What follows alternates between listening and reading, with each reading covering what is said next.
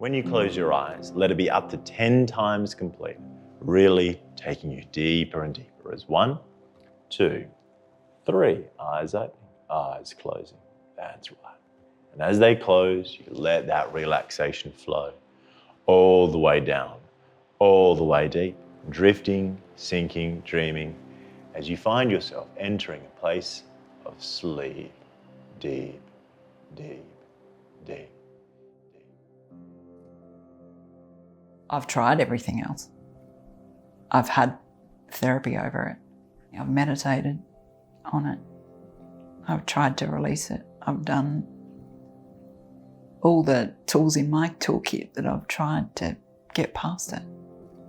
I don't know if that's made it better or worse, but while there's that constant focus on them, it controls my world and my peace of mind.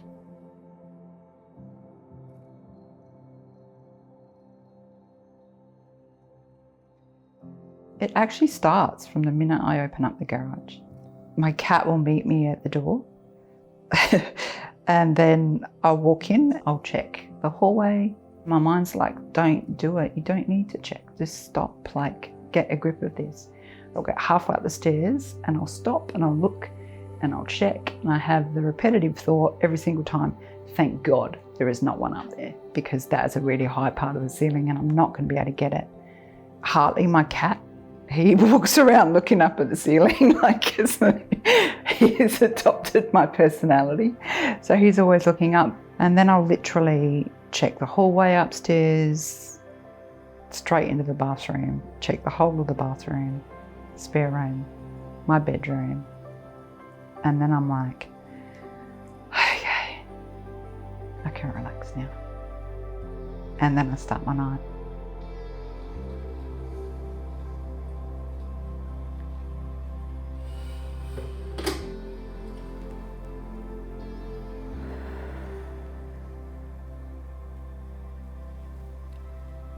That's what I mean, like it's crippling for me. And it's just like, when's this going to stop? And I can't explain it to anyone, or I don't explain it to anyone, because it's probably one of the most common fears that anyone has. Imagine all the time that I would have that isn't spent over this. I've spent my life trying to be in control, and maybe in that is where the freedom is. Letting go of that control to let someone else have that ability to help me change. Yeah, it'd be interesting. Kind of nervously excited. Yeah.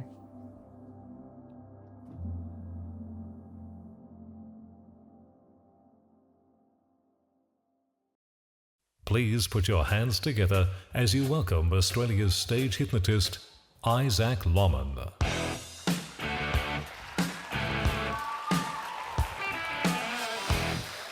All right. Good evening, ladies and gentlemen. It is absolutely fantastic to have you all down here tonight. We are going to have so much fun in here. When you see your friends, your family, your fellow audience members. So for a lot of my career, I've been doing this for 12 years professionally.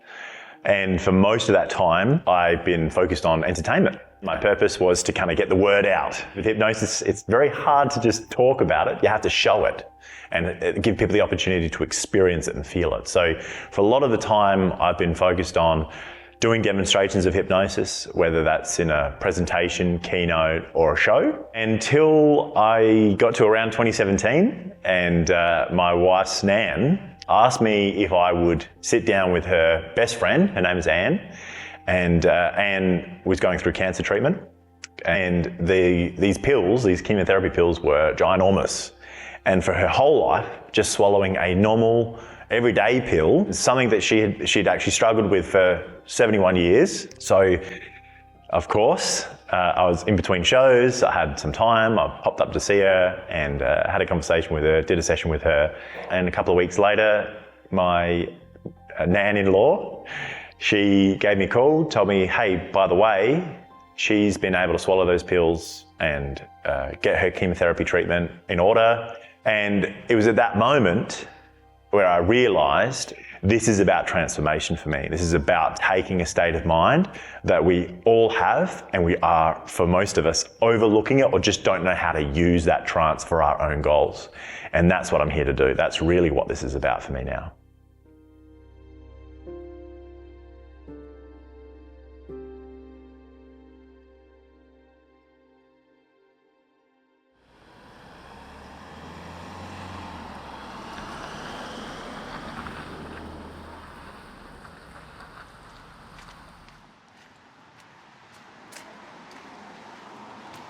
Hello, Dawn. Hi, how are Welcome. you? Yeah, good. Thank Come you. on in. Thank Come on you. in. Great to have you here. Thank you. I'm looking forward to it. So let's talk a little bit about hypnosis before we get stuck into it. Yeah. Because everybody's got ideas about Yeah. what hypnosis is and what it isn't and all that kind of stuff. The simplest way that I look at it is that you have a conscious mind and you have an unconscious mind. And your conscious mind is incredibly limited compared to the unconscious, Yeah. right? So we can handle maybe 4 to 8 chunks of information at a time consciously. And they say that the unconscious can handle some 2 million chunks of information at a time. Because if you think about all the 5 senses that we've got, there's constant information pouring in through those senses at any one time. Yeah. And your unconscious is handling that. Yeah. It's handling your emotions, your habits, your memories, all of that stuff. When you're in that chair in a moment and you're in hypnosis, I'm going to be looking for cues and communication from your unconscious. You're not going to be asleep, but the reality is you're going to be quite aware. Your mental activity may even increase. Okay. Okay. What's more important, what's actually happening from an MRI perspective, the anterior cingulate cortex is activated. And essentially what that allows for is neuroplasticity in the brain. Over these years, you've created a groove, and it's easier to fall into that groove than to not right now. Yep. When you're in that state of mind and you're producing this neuroplasticity, you're going to be able to choose a new groove to create. So when you choose the new groove, or when your unconscious mind works with you to choose that new groove, that old path can be forgotten about. Sounds good. Yeah, good.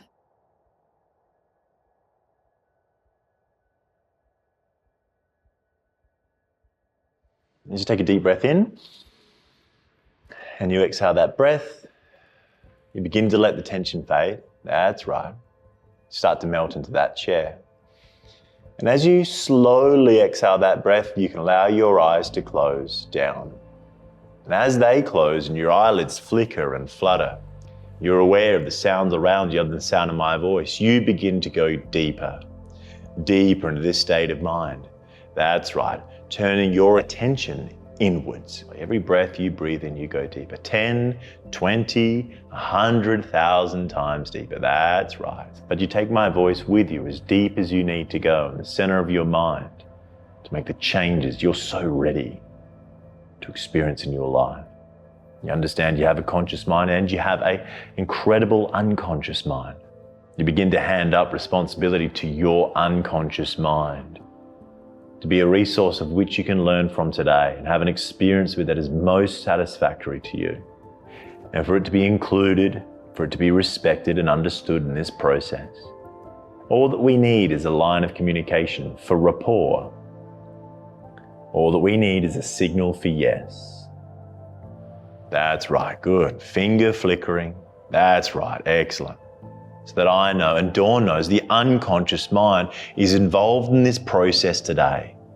That's right, as I lift your left arm up, just like that. You can hang there like it's on a wire, locking at the elbow.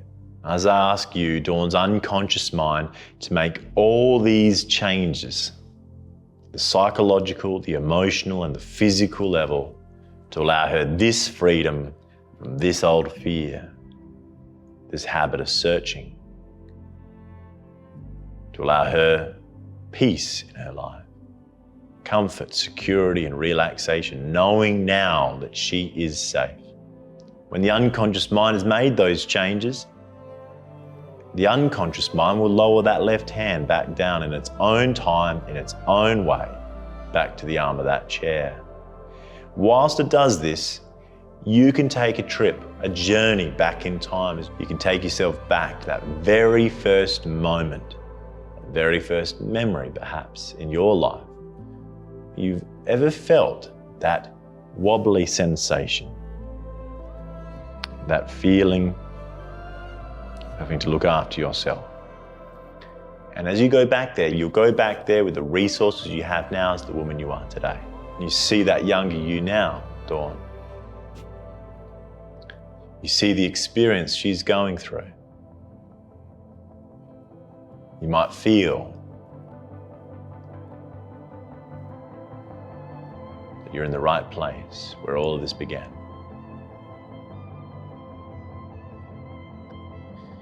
So you notice what she's going through. I want you to go ahead and drop down beside her and let her know everything she needs to know to get her through that experience.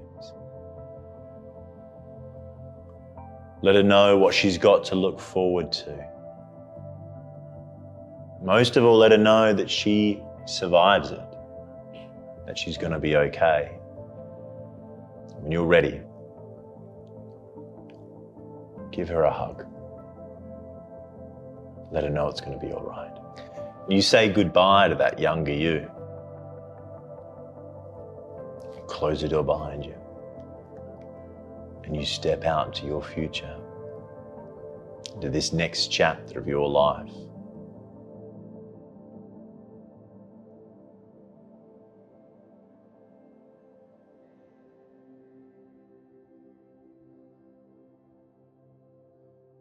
Rather than sitting all the way back in the chair, let's just sit at the front.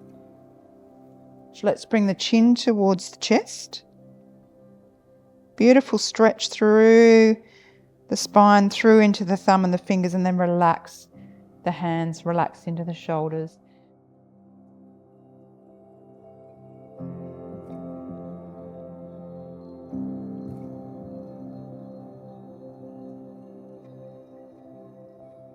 So it's been 2 months since we saw Dawn and worked with her with that single session all those weeks ago, and we're heading down to catch up with her and see what changes she's welcomed into her life. I actually have fairly high expectations from that session because everything she showed during that time was right there. It showed me her unconscious was really involved in the transformations.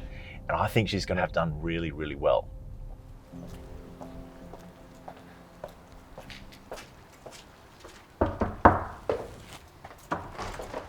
Hello. Hello, Dawn. How you going? Welcome. I'm good, thank you. Oh, that's the way. Come on in. Thank you very much. Thank you. So, some big changes for me. Yeah. I always thought that what it was that I had this fear of finding a spider before I went to bed. Yeah. Or when I came home.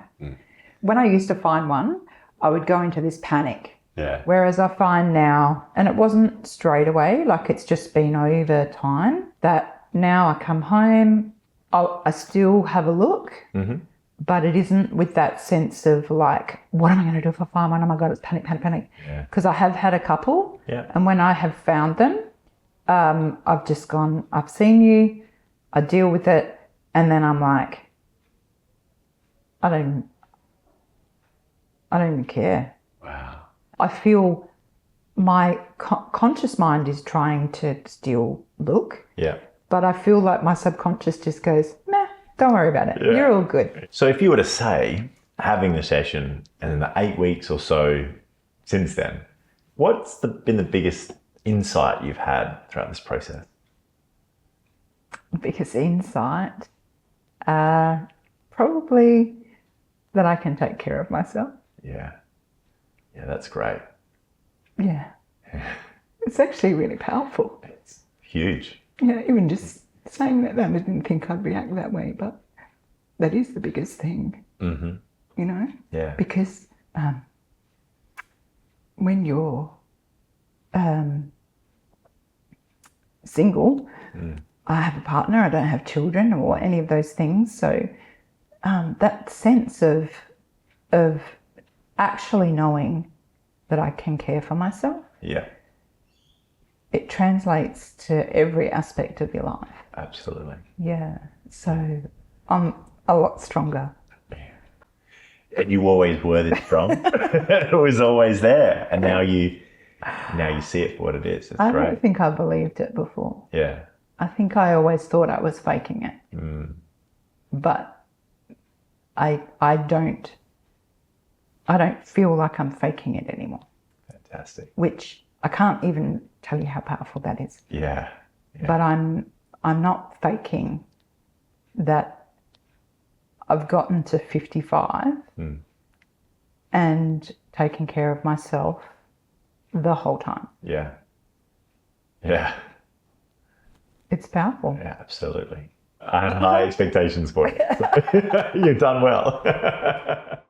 It was really interesting. It was kind of a textbook case in that it wasn't what you think it's going to be. I remember when I first spoke to her before we did the session, and it was pretty apparent to me that this was not ever going to be a phobia of spiders themselves because of everything she told me.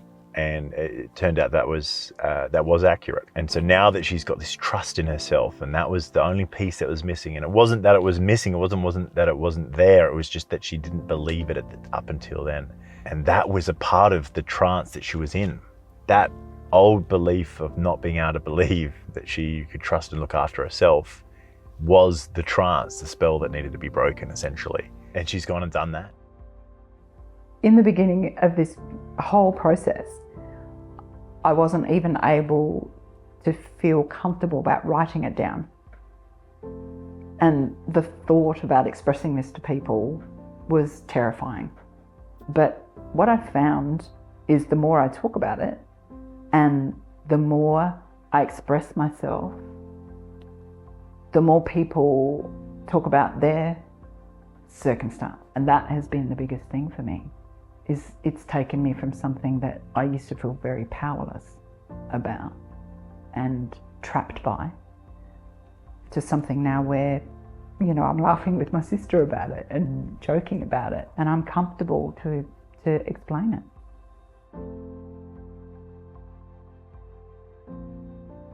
For starters, I didn't realise Dawn had a fear of spiders.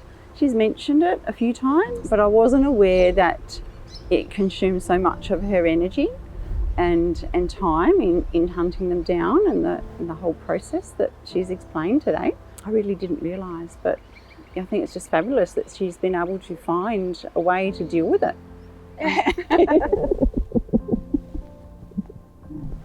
Thank you. My pleasure. I have been a student of yoga for many years. I'm a yoga teacher myself, and I teach, have been teaching now for about 8 years. This has actually given me that tool to take it even further. And what I'm giving to other people has now become stronger because I actually believe the things that I was always telling myself. And so I think it's just made me more authentic as a teacher as well. Yeah.